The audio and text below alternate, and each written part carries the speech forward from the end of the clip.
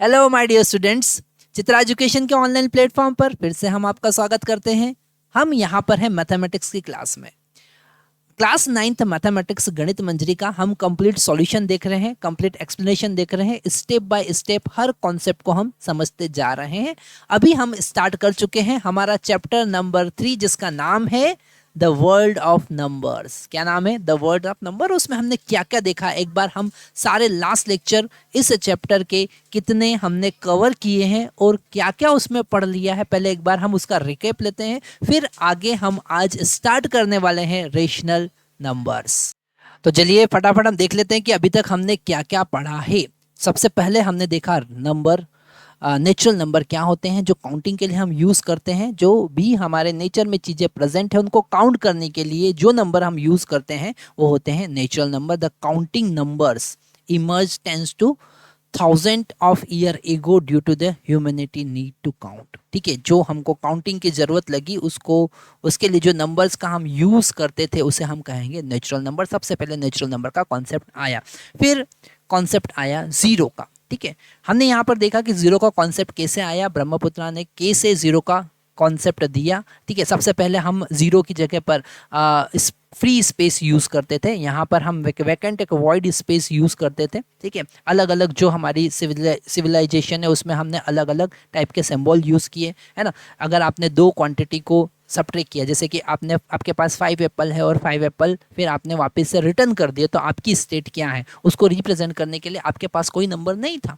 तो उस नंबर को बताने के लिए हमने जीरो का कॉन्सेप्ट लाया।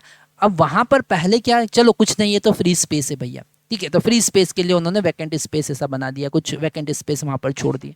ठीक है, फिर बाद में आया कि चलो डॉट बता दो। मनुस्क्रिप्ट हमने देखा था, मनुस्क्रिप्ट में उन्होंने एक बिंदु यूज़ किया था कि एक बिंदु का यूज़ कर लो, है ना, थोड़ा बड़ा बिंदु का यूज़ कर लो। पर ये मैथमेटिकल ऑपरेशन में हम यूज़ नहीं कर पाए। हम एडिशन, सब्ट्रैक्शन, मल्टीप्लिकेशन, डिवीजन में ये यूज़ नहीं कर पा रहे थे।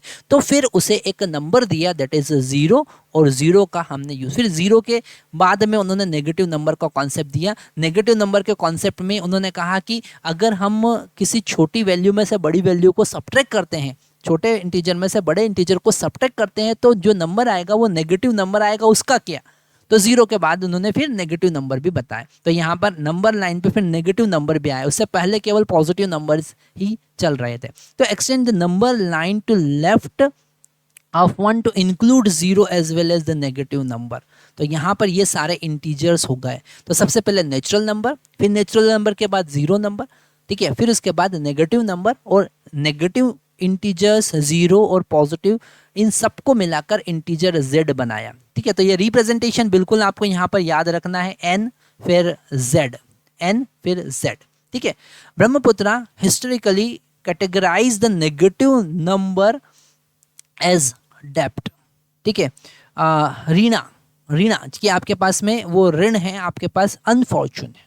ठीक है, in contest with the positive number fortune. ठीक है, तो फॉर्चून जो है वो पॉजिटिव नंबर है, ऋणा डेप्ट जो है वो नेगेटिव। ठीक है, धना ऋणा, धना ऋणा ये सब हमने देखा था। ब्रह्मपुत्राज लॉ, तो एडिशन, सब्ट्रैक्शन, डिवीजन के लिए सारे लॉ हमने देखे। ठीक है, हमने देखा ए प्लस बी, अगर जीरो का हम ए प्लस जीरो करेंगे तो हमको ए मिलेगा। ठीक है, ए माइनस जीरो करेंगे तो भी हमको ए मिलेगा। ठीक है, अगर हम ए इंटू जीरो करेंगे तो हमको जीरो मिलेगा। ये सब कुछ देखा था। हम यहाँ पर लिख देते हैं, वाइट कलर से लिख देते हैं हमारा बैकग्राउंड थोड़ा सा, तो आपको और अच्छे समझ में आएगा कि क्या ये लॉज हमने देखे थे। हमने देखा था कि A plus zero equal to A, A minus zero equal to A. ठीक है, A into zero equal to zero, और zero divided by A is equal to zero. ये सारे लॉज हमने देखे थे, बस हम ज़ीरो से डिवाइड नहीं कर सकते। तो यहाँ पर लास्ट में आप और क्या अच्छे से समझ पाएंगे नंबर सिस्टम के बारे में, कि सबसे पहले नेचुरल नंबर, उसके बाद होल नंबर जिसमें ज़ीरो भी आ गया, फिर इंटीजर जिसमें नेगेटिव नेचुरल नंबर भी आ गए, sorry negative integers, negative number भी आ गए, this are not natural number, negative number भी आ गए, रेशनल नंबर उसके बाद हम अभी देखें, और फिर उसके बाद में आता है हमारे पास सबसे लास्ट में रियल नंबर, जिसमें इर्रेशनल नंबर भी होते हैं, और इर्रेशनल नंबर के बारे में हम आगे जानने वाले हैं। तो यहाँ पर हम स्टार्ट करते हैं हमारा आज का lecture that is rational number. Rational number के बारे में हम सब कुछ जानेंगे। रेशनल नंबर का एडिशन, रेशनल नंबर का सब्ट्रैक्शन, रेशनल नंबर का डिवीजन, मल्टीप्लिकेशन, क्या क्या लॉज होते हैं वो सारे हम देखने के बाद एक्सरसाइज स्टार्ट करेंगे। तो हम स्टार्ट करते हैं हमारा the world of number, rational number. तो अब हमें स्टार्ट करना है रेशनल नंबर। रेशनल नंबर क्या होते हैं और कैसे रेशनल नंबर को हम फ्रैक्शनल नंबर में कन्वर्ट कर सकते हैं, कैसे हम रेशनल नंबर को एडिशन कर सकते हैं, कैसे रेशनल नंबर को मल्टीप्लाई कर सकते हैं, सब्ट्रैक्शन कर सकते हैं, डिवाइड कर सकते हैं। ये सारे कॉन्सेप्ट आज हमको देखने हैं। हम यहाँ पर सबसे पहले बात करेंगे कि रेशनल नंबर क्या होते हैं और कैसे रिप्रेजेंट उन्हें हम करते हैं। ठीक है, तो सबसे पहले यहाँ पर 3.4 पोर्शन हम देख रहे हैं और वो कह रहे हैं फिलिंग द स्पेस। इंटीजर के बीच का जो स्पेस है वो कैसे फिल करोगे। दो इंटीजर, हमने इंटीजर नंबर देखा था ब्रह्मपुत्रा ने, पॉजिटिव, नेगेटिव और जीरो नंबर हमको बताया था। पॉजिटिव इंटीजर्स बताया था जिनको हम नेचुरल नंबर कहते हैं। ठीक है, इन नेचुरल नंबर की हेल्प से हम नेचर में प्रेजेंट जितनी भी चीजें हैं उनको काउंट कर सकते हैं। तो काउंटिंग के लिए जो नंबर यूज होते हैं वो होते हैं नेचुरल नंबर। ठीक है, फिर कॉन्सेप्ट आया जीरो का। ठीक है, उसके बाद में नेगेटिव नंबर का। अगर हम किसी छोटी वैल्यू में से बड़ी वैल्यू को सब्ट्रैक्ट करते हैं तो नेगेटिव नंबर हमको मिलता है। ये सारे कॉन्सेप्ट हमने सीख लिए हैं। आज हम बात करेंगे रेशनल नंबर की और कैसे दो इंटीजर के बीच में स्पेस जो होती है उसको हम फील करते हैं, वो आज हमको देखना है। हम आज देखेंगे फ्रैक्शंस, हम आज देखेंगे रेशनल नंबर्स। आगे हम देखते हैं, वो कहते हैं as society grew more complex the measurement become just as important as counting. ठीक है, जैसे जैसे सोसाइटी और कॉम्प्लेक्स होती गई, ट्रेडिंग स्टार्ट हुआ, एक जगह से दूसरी जगह जाना स्टार्ट हुआ, एक जगह का जो सामान था वो दूसरी जगह का, तो यहाँ पर ग्लोबलाइजेशन धीरे धीरे स्टार्ट हुआ। ठीक है, तो अब वहाँ पर केवल और केवल काउंटिंग ही नहीं, मेजरमेंट भी जरूरी हो गया। मेजरमेंट का मतलब क्या, जैसे कि आप मार्केट से कुछ भी सामान परचेस करके लाए तो मेजर करके लेकर आते हैं, है ना। आप क्लॉथ परचेस करने गए तो वहाँ पर उसका मेजरमेंट होता है। आप शुगर परचेस गए तो उसका मेजरमेंट होता है। आप कोई भी चीज़ अगर मार्केट से परचेस करके लाएंगे तो उसका मेजरमेंट है। ठीक है, हर चीज़ के ऊपर कहीं ना कहीं उसका नेम प्लेट लिखा होता है। आप मार्केट से बल्ब परचेस लेकर करके आएंगे तो भी उसका एक मेजरमेंट है, that is the power, what. ठीक है, तो हर चीज़ के ऊपर जो है वो उसका मेजरमेंट बहुत ज़्यादा जरूरी है। तो कॉम्प्लेक्स जैसे जैसे सोसाइटी होती गई वैसे वैसे मेजरमेंट की भी जरूरत लगी। If a farmer divide a field of wheat among 3 children, है ना, कोई अगर फार्मर है वो अपने 3 बच्चों में जो खेत है, ठीक है, गेहूं का जो खेत है उसको डिवाइड करना चाहता है। How much does each get. ठीक है, हर एक के पास कितना कितना आएगा, बाई 3 करना है यहाँ पे, तो 1/3 तो रेशनल नंबर आया। If a recipe call for half a cup of ghee, ठीक है, अगर कोई हाफ कप घी की बात करता है, how does we represent that mathematically, हम मैथमेटिकली उसको कैसे रिप्रेजेंट करेंगे। ठीक है, the number that represent the part of whole are called fraction. जो होल नंबर होते हैं उनको अलग अलग पार्ट में अगर हम डिवाइड करते हैं तो उनको हम कहते हैं फ्रैक्शंस। क्या कहते हैं? फ्रैक्शन। फ्रैक्शन का मतलब ही है डिवाइड करना। ठीक है, just as the every natural number has additive inverse, जैसे हमारे पास में एक एडिटिव इनवर्स नेचुरल नंबर का होता है। 3 का जो एडिटिव इनवर्स है वो -3 है।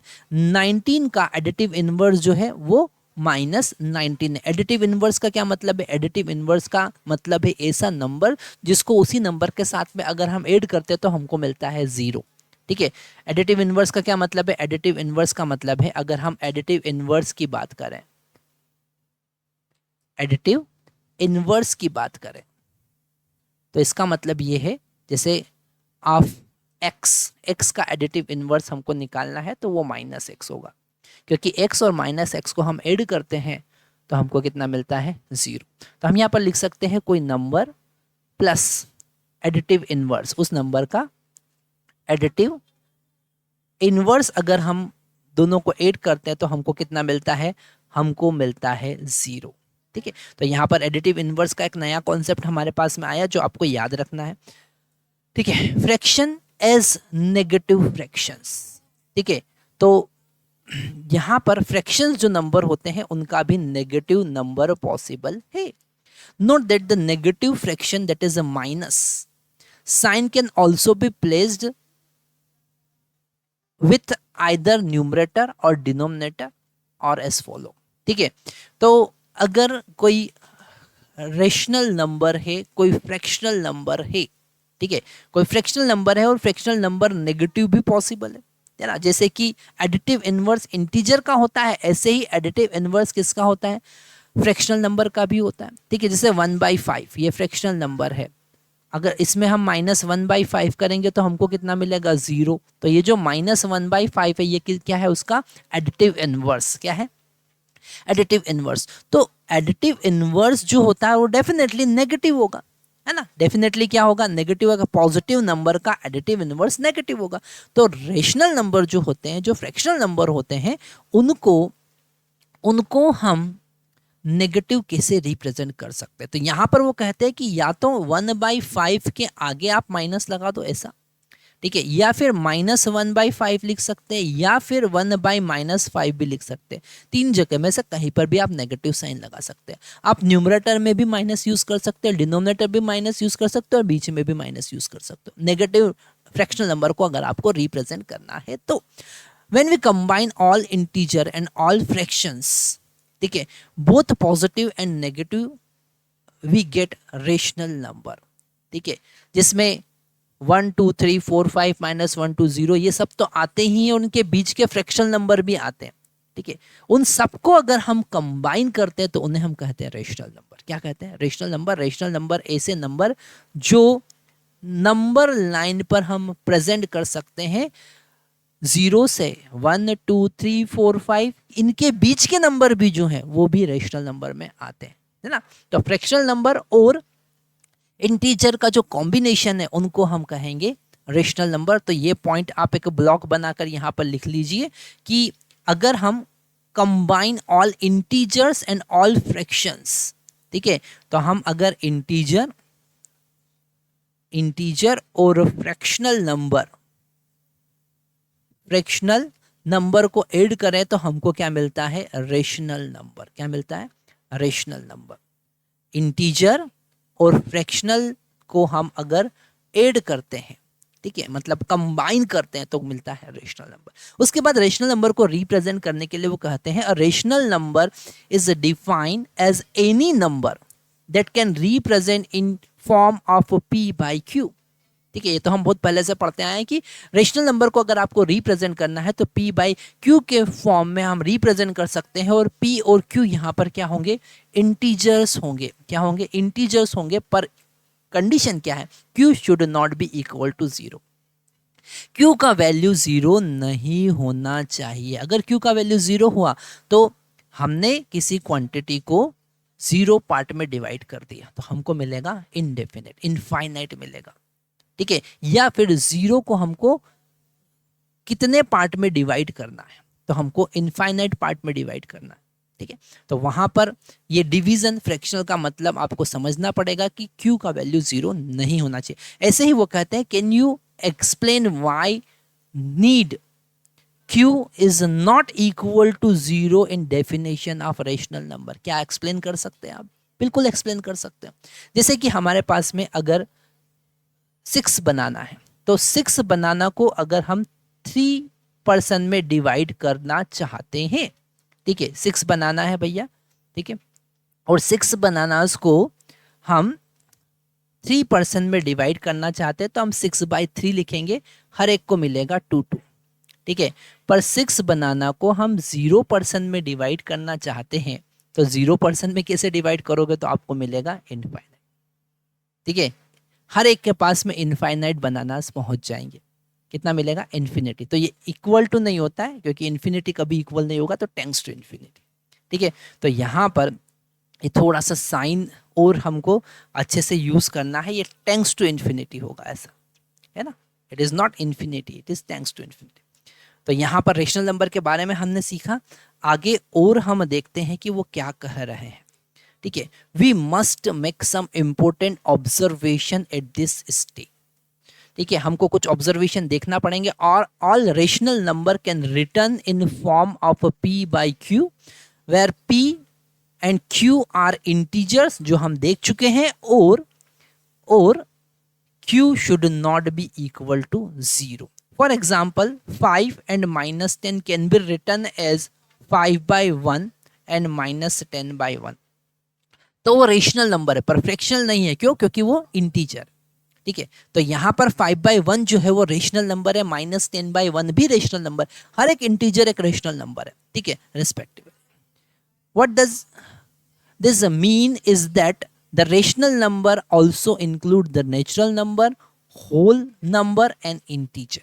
नेचुरल नंबर आते हैं, होल नंबर आते हैं और इंटीजर आते हैं। ठीक है, तो अगर हम एक डायग्राम बनाएं जिसमें सबसे पहले हम लेते हैं इंटीजर।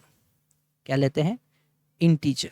ठीक है, इंटीजर उसमें भी थोड़ा सा चेंज हम करते हैं। हम यहाँ पर सबसे पहले लेते हैं नेचुरल नंबर। क्या लेते हैं? Natural number. ठीक है, तो ये है नेचुरल नंबर का स्पेस, नेचुरल नंबर। ठीक है, इसके बाद हम लेते हैं होल नंबर। ठीक है, इसके बाद हम लेते हैं होल नंबर, सॉरी, इसके बाद हम लेते हैं इंटीजर। क्या लेते हैं? इंटीजर, जिसमें नेगेटिव नंबर भी आ गए। ठीक है, इसके बाद हम लेते हैं फ्रैक्शनल नंबर। क्या लेते हैं? Fractional number. ठीक है, तो ये बना रेशनल नंबर। ये पूरा स्पेस जो है इसको हम क्या कहेंगे? Rational number. क्या कहेंगे? Rational number. तो वही बताने की कोशिश कर रहे हैं कि जो रेशनल नंबर है include natural number, whole number and integer. सारे natural number, integers, whole number उसके अंदर आते हैं। ठीक है, नेक्स्ट पॉइंट। ये सारे पॉइंट एनसीईआरटी में, आप एनसीईआरटी ओपन कीजिए और फिर ये वीडियो देखिए तो आपको एक एक पॉइंट पूरा समझ में आएगा, क्योंकि वहां पर एनसीईआरटी का थ्योरी बहुत ज़्यादा इंपॉर्टेंट है जो आपको पढ़ना है। क्योंकि वहां पर जो एनसीईआरटी उन्होंने रिवाइज किया है उसमें सारा कॉन्सेप्ट बदल दिया है। बहुत सारे उन्होंने एक्टिविटी वहां पर इंट्रोड्यूस किए, बहुत सारी छोटी छोटी स्टोरीज की हेल्प से वो बता रहे हैं। ठीक है, तो वो समझना जरूरी है, क्योंकि एक्सरसाइज में वो एज इट इज़ रिफ्लेक्ट होती है ना। जैसे कि हमने एक्सरसाइज 3.1 देखा तो उसमें ब्रह्म गुप्तास एडिटिविटी, मल्टीप्लिकेशन, सब्सट्रैक्शन के कॉन्सेप्ट आए। ठीक है, वहाँ पर जो ब्रह्मपुत्रा का कॉन्सेप्ट था, that is the Fortune and depth का जो कॉन्सेप्ट था, वो उन्होंने डायरेक्टली पूछ लिया। तो आपको थ्योरी पढ़ना बहुत ज़्यादा जरूरी है। आगे कहते हैं rational number do not have unique representation form p by q where p and q are integers and q is not equal to 0। हमेशा ऐसा नहीं होता है, अलग अलग बहुत सारे इनफाइनाइट रिप्रेजेंटेशन हो सकते हैं।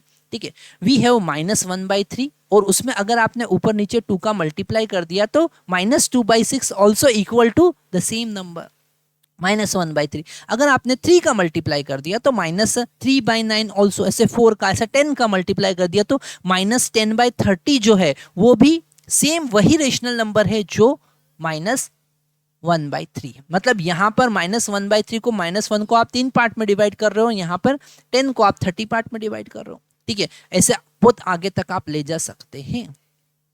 These are equivalent rational number or equivalent fractions. This fact allow us to freely divide, यहाँ पर हम मार्कर ले लेते हैं ताकि, है ना, आपको समझ में आए कि हम क्या रीड कर रहे हैं। This fact allow us to freely divide any common factor between the numerator and denominator of any given fraction। ठीक है, the resulting fraction is then equivalent to the original one. For example, 12/30 is equivalent to 2/5। ठीक है ना, तो आप अलग अलग तरीके से रिप्रेजेंट कर सकते हैं, सब एक दूसरे के इक्वल होते हैं, इक्वलेंट होते हैं। तो 12/30 को हम 2/5 भी लिख सकते हैं। Here we have divided both numerator and denominator by 6। पहले हम मल्टीप्लाई कर रहे थे, ऐसे डिवाइड भी आप कर सकते हैं। ठीक है, तो ये सेकंड इंपॉर्टेंट रूल हमको पता चला। आगे हम बढ़ते हैं। The common understanding is that when we say that p by q is a rational number, or when we represent p by q on a number line, we assume q is not equal to 0, that p and q have no common factor other than 1. These are called को prime number. ठीक है, तो जब कभी आपको natural number को, जब rational number को नंबर लाइन पर रिप्रेजेंट करना है, ठीक है, तो हमको क्या याद रखना है। तो यहाँ पर जब आप नंबर लाइन पर रेशनल नंबर को रिप्रेजेंट करेंगे तो सबसे पहला ध्यान आपको रखना है कि p बाई क्यू में कोई भी कॉमन फैक्टर नहीं होना चाहिए। जैसे यहाँ पर आपने क्या लिखा, यहाँ पर यही एग्जांपल देखते हैं कि 1/2, तो आपको 1 को 2 पार्ट में डिवाइड करना है, या फिर आप कहे 2/4 मतलब 4 को 2 पार्ट में डिवाइड करना, तो भी वही है। पर वहां पर आपको 4 को 2 पार्ट में डिवाइड करने में 2 को 4 पार्ट में डिवाइड करने में कंफ्यूजन हो सकता है। तो इसलिए आप क्या करो, इसको कैंसिल कर दो और 1/2 ही लिख दो।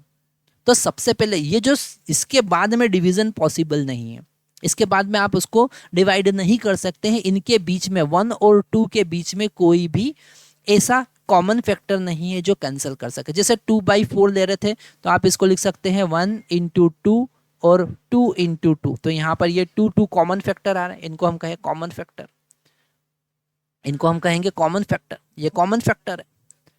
ठीक है, तो ऐसा कोई कॉमन फैक्टर नहीं है, तब हम उसे कहेंगे को प्राइम, उन्हें हम कहेंगे को prime. So on this number, आगे हम देखते हैं, on the number line among the infinite many fraction equivalent to 1/3, that is fractions 1/4, 2/4, 3/9, तो बहुत सारे ऐसे फ्रैक्शंस हो सकते हैं। we choose 1/2 to represent all of them। ऐसे बहुत सारे नंबर हो सकते हैं, पर हम सबसे छोटा वाला नंबर ही चूज करेंगे, है ना, जिसका कोई भी कॉमन फैक्टर नहीं है, उसे ही हम चूज करेंगे, उसे ही नंबर लाइन पर रिप्रेजेंट करेंगे। ठीक है, as you will remember from grade 6 and 7, Brahmagupta also gave the rule for the addition, subtraction and multiplication and division of fraction। कैसे आप सब्ट्रैक्ट कर सकते हैं, कैसे ऐड कर सकते हैं, कैसे मल्टीप्लाई कर सकते हैं रेशनल नंबर को, फ्रैक्शनल नंबर को कैसे आप ऐड, सब्ट्रैक्ट, मल्टीप्लिकेशन, डिवाइड कर सकते हैं, वो सब हम ऑलरेडी ग्रेड 6 और 7 में पढ़ चुके हैं। He noted that this rule also applied to both positive and negative fraction which together consist rational number। ठीक है, तो केवल वो पॉजिटिव के लिए नहीं, नेगेटिव नंबर के लिए भी एग्जिस्ट करते हैं, और इससे हम कहेंगे रेशनल नंबर का अलजेब्रिक ऑपरेशन। ठीक है, रेशनल नंबर के अलजेब्रिक ऑपरेशन क्या हो सकते हैं, एडिशन हो सकता है, सब्ट्रैक्शन हो सकता है, मल्टीप्लिकेशन होता है, डिवीजन भी पॉसिबल है, नेगेटिव का भी डिवीजन पॉसिबल है। तो ये सारी चीजें यहाँ पर और आगे हम देखने वाले हैं, और यहाँ पर वो एक्सप्लेन कर रहे हैं कि रेशनल नंबर क्या चीज होती है। रेशनल नंबर p/q के फॉर्म में आप रिप्रेजेंट कर सकते हैं, जहाँ q is not equal to 0 होना चाहिए। ठीक है, और इनका एडिशन, सब्ट्रैक्शन पॉसिबल है, डिवीजन पॉसिबल है, मल्टीप्लिकेशन पॉसिबल है, और इनमें नेगेटिव नंबर भी पॉसिबल है। नंबर लाइन पर आप रिप्रेजेंट कर सकते हैं, पर रेशनल नंबर का सबसे इंपॉर्टेंट पॉइंट ये है कि उसमें मल्टीपल इक्विवेलेंट आप बना सकते हैं, उनके जो को-फैक्टर है वो आप चेंज कर सकते हैं और अलग अलग फॉर्म में रिप्रेजेंट कर सकते हैं, जैसा हम यहाँ पर देख रहे हैं। तो ये सारी चीज़ें हमको यहाँ पर देखना बहुत ज़्यादा। तो मेरे प्यारे बच्चों, जैसे हमारे पास इंटीजर होते हैं, हमारे पास फ्रैक्शन होते हैं, ऐसे ही हमारे पास में अब रेशनल नंबर भी है। रेशनल नंबर जो है वो इंटीजर और फ्रैक्शनल नंबर का एडिशन है। एडिशन मतलब कि कॉम्बिनेशन है। तो यहाँ पर हम उनसे रिलेटेड कुछ रूल्स देख रहे हैं अब हमारी स्क्रीन पर। तो रूल नंबर 1 है हमारे पास में इक्वलिटी। इक्वलिटी मतलब दो नंबर, रेशनल नंबर इक्वल हो सकते हैं, है ना। Two rational number a/b and c/d set to be equal if ad is equal to bc, है ना। अगर ये इक्वल है तो आप क्या करेंगे, क्रॉस मल्टीप्लाई कर देंगे। अगर ये इक्वल है तो क्या करेंगे, क्रॉस मल्टीप्लाई कर देंगे। जैसे a divided by b is equal to c divided by d वो कह रहे हैं, तो a और d का मल्टीप्लिकेशन होगा और b और c का मल्टीप्लिकेशन होगा। तो ये क्या बन जाएगा, a का मल्टीप्लिकेशन है d के साथ में और b का मल्टीप्लिकेशन c के साथ में। अगर ये इक्वल आते हैं तो हम कह सकते हैं कि वो क्या होंगे, इक्वल होंगे। जैसे एक एग्जांपल देखते हैं, एक एग्जांपल देखते हैं।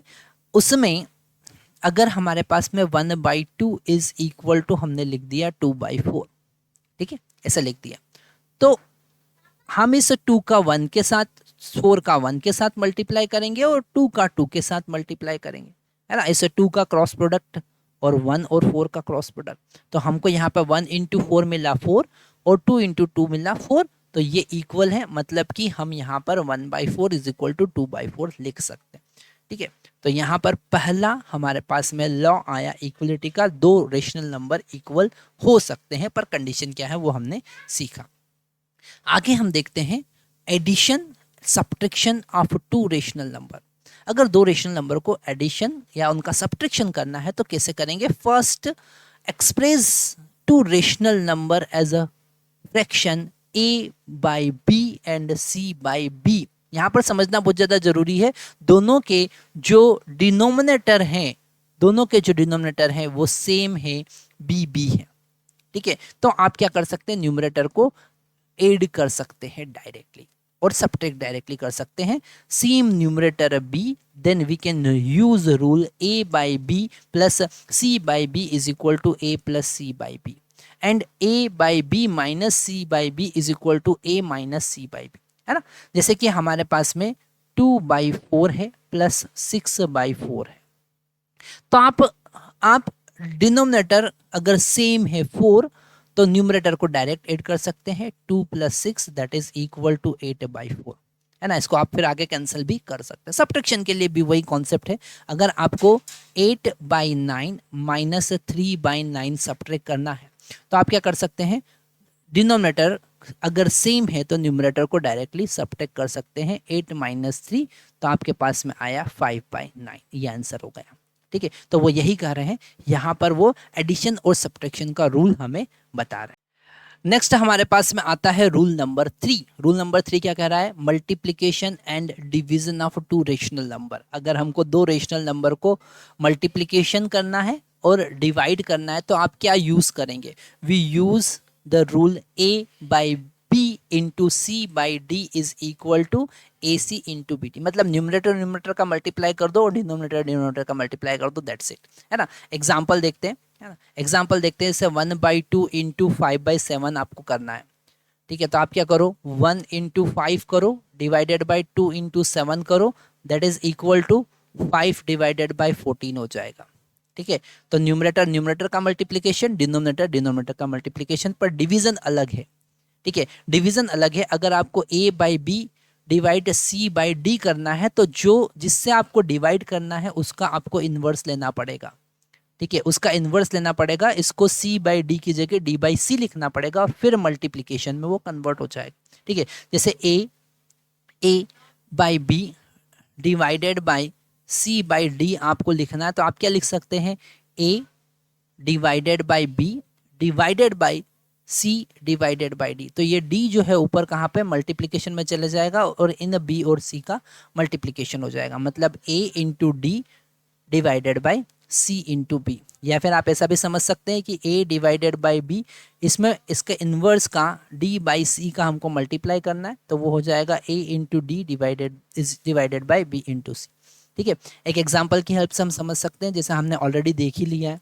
ठीक है, ये तो मल्टीप्लिकेशन का देखा था, डिवीजन का देखा, जैसे 1/2 डिवाइड आपको करना है 5/7, है ना, ऊपर आपको देखना है तो आप लिखेंगे 1/2 इंटू 7/5, है ना। इसका आपने क्या कर दिया है, इन्वर्स ले लिया है, तो आपको मिला 7/10। क्या मिला, 7/10, ऊपर का मल्टीप्लिकेशन और नीचे का मल्टीप्लिकेशन 7/10।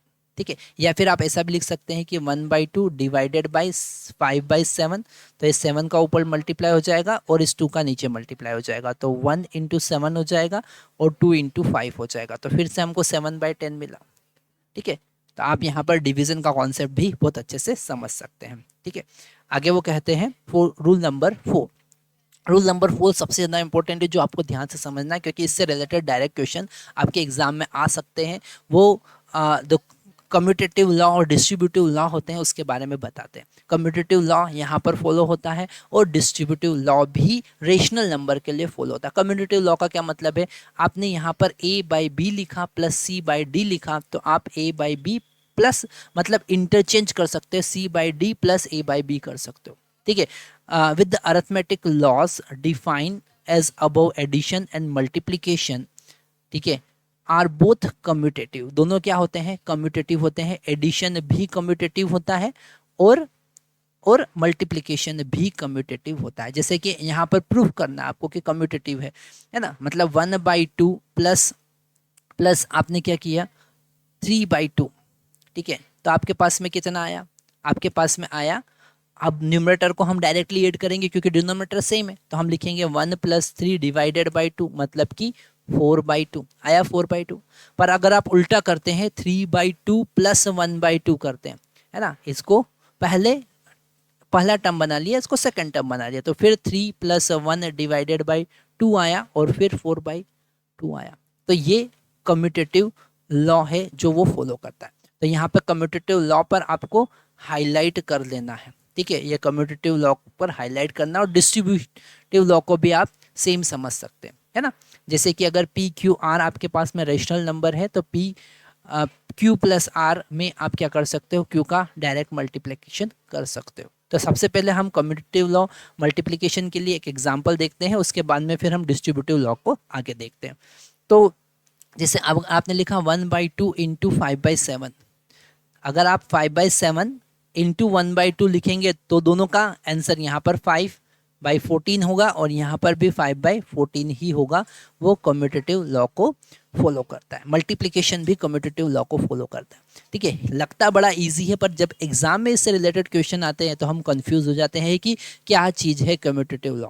तो ये अगर आप एक बार समझ गए तो फिर इस पर थोड़ा सा प्रैक्टिस करके आप इजीली इसको याद रख सकते हैं, ठीक है। वापस से हम आपको बता रहे हैं कि ये एग्जाम में जब इस टाइप के क्वेश्चन आते हैं तो बच्चा कंफ्यूज हो जाता है, इसलिए ये समझना बहुत ज़्यादा जरूरी है। आपको यहाँ पर इजी लग रहा है कि सर ये तो बहुत इजी है, आप 1 + 2 करो या फिर 2 + 1 करो, बात तो एक ही होगा, क्योंकि न्यूमरेटर में तो आप वहीं पे कम्यूटेटिव लॉ इंटीजर का लगा रहे हो, तो बोला बड़ा सिंपल लग रहा है वो, पर वो सिंपल लगता है, पर एग्जाम में जब बच्चा एग्जाम हॉल में बैठा होता है तब वहाँ पे कंफ्यूज हो सकता है, इसलिए आपको सॉलिड रिवीजन और सॉलिड स्टडी करके जाना है, ठीक है। तो आप पूरे नंबर लेकर आएंगे।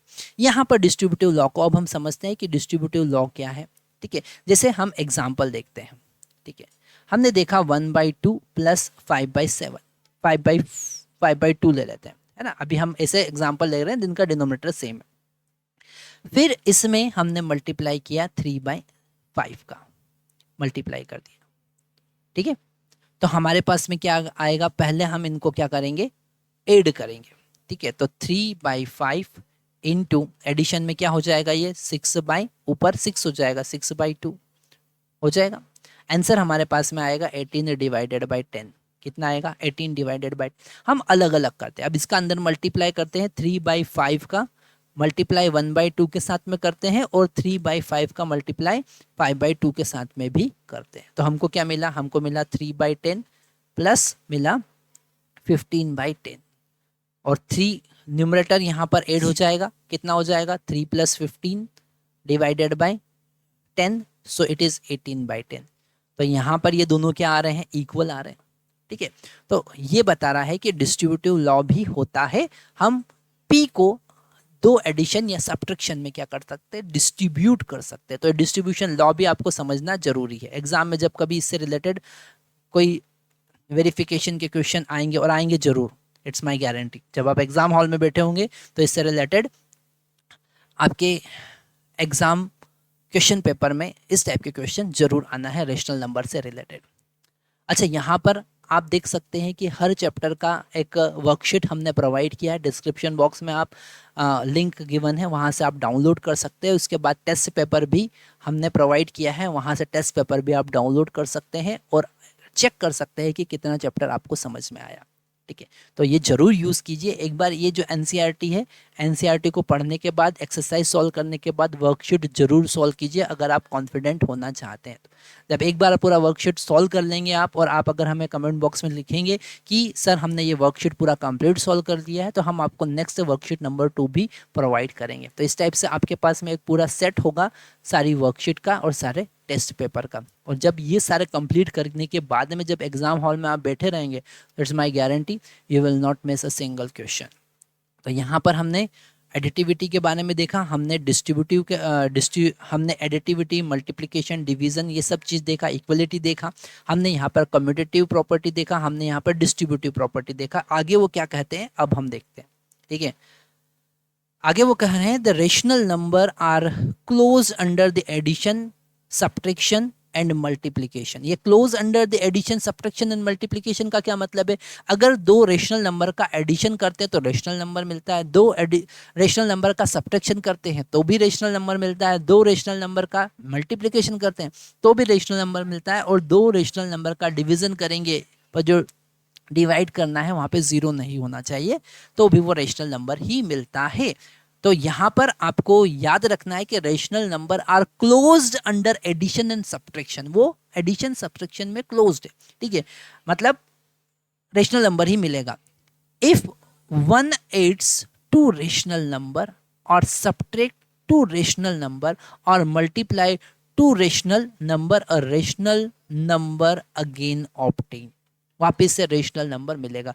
Rational number also close under the division provided that one does not divide by zero, जैसा हमने कहा कि जीरो से डिवाइड नहीं करना, अगर जीरो से डिवाइड करेंगे तो अनडिफाइंड आएगा, है ना, तो जीरो से डिवाइड नहीं करना, तो वो रेशनल नंबर जो है वो क्लोज है under division. Also that is the quotient of two rational number is again a rational number as long as one does not divide by zero, ठीक है, वापिस से जो क्वेश्चन मिलेगा वो वापिस से आपको रेशनल नंबर ही मिलेगा बशर्ते कि जीरो से डिवाइड नहीं करना है, ठीक है।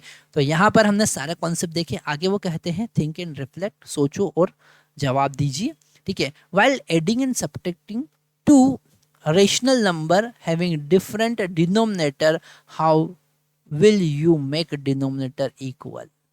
आप एडिशन और सब्ट्रैक्शन में कंडीशन ये है कि डिनोमिनेटर सेम होना चाहिए, तो आप डिनोमिनेटर को सेम कैसे करेंगे, है ना, जैसे कि आपके पास में a divided by b plus c divided by d करना है, तो आप क्या करेंगे, यहां पर a बाय b में a बाय b जो है a डिवाइडेड बाय, इसमें आप d का मल्टीप्लाई करेंगे, इसमें भी d का मल्टीप्लाई करेंगे, और जो दूसरा नंबर है उसमें अपोजिट डिनोमिनेटर का मल्टीप्लाई करेंगे, ठीक है। तो यहाँ पर आप b का मल्टीप्लाई करेंगे और यहाँ पर भी b का मल्टीप्लाई करेंगे, यहाँ डिनोमिनेटर दोनों सेम हो गए, तो अब आप लिख सकते हैं a into D plus C into B divided by b into D, ठीक है, ये आपका होगा। जैसे एक एग्जाम्पल लेते हैं, 1/2 प्लस 3/7, इनको ऐड करना है, ठीक है, तो आप क्या करेंगे, क्रॉस मल्टीप्लाई कर सकते हैं, ठीक है। यहाँ पर आप 1 इंटू 7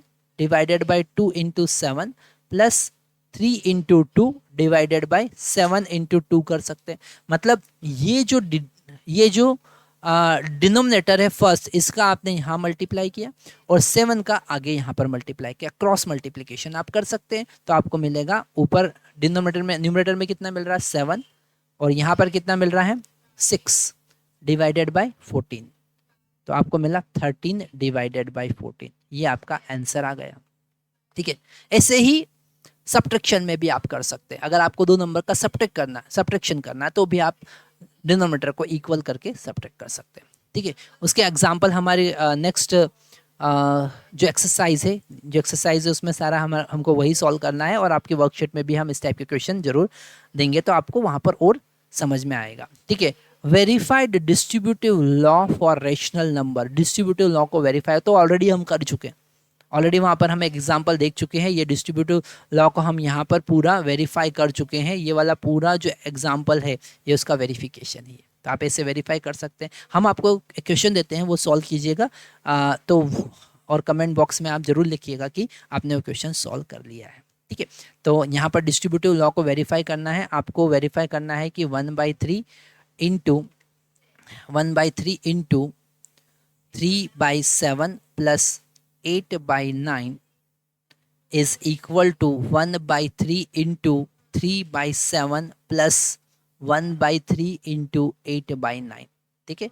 तो ये आपको सॉल्व करके बताना है, ठीक है। तो ये आज आपका असाइनमेंट हो गया, नेक्स्ट वीडियो में हम यहाँ पर देखने वाले हैं, है ना। तो आज का असाइनमेंट क्या, आज का असाइनमेंट ये है कि पूरा जो वीडियो आपको कंप्लीट देखना है एनसीईआरटी सामने रखकर, अभी एनसीईआरटी अवेलेबल नहीं होगी, बहुत जल्दी मार्केट में अवेलेबल हो जाएगी, तो फटाफट जैसे ही मार्केट में, है ना, डेली आप जो भी आपका बुक शॉप है वहाँ पर आप इंक्वायरी लेते रहे कि बुक अवेलेबल है या नहीं है ना। 105 या 15 रुपये में आपको वो बुक अवेलेबल होगी, ठीक है। जितने में भी होगी, ठीक है, वो आप मार्केट से परचेस कीजिए, बुक सामने रखिए, वीडियो देखिए और फिर जो हम असाइनमेंट देते जा रहे हैं वो कंप्लीट कीजिए, है ना। डेफिनेटली आपका मैथमेटिक्स सबसे स्ट्रांग होगा। तो ये आज का असाइनमेंट है कि ये सारा आपको रीड करना है और ये जो क्वेश्चन हमने डिस्ट्रीब्यूटिव प्रॉपर्टी वाला दिया है वो कंप्लीट करना है। Thank you.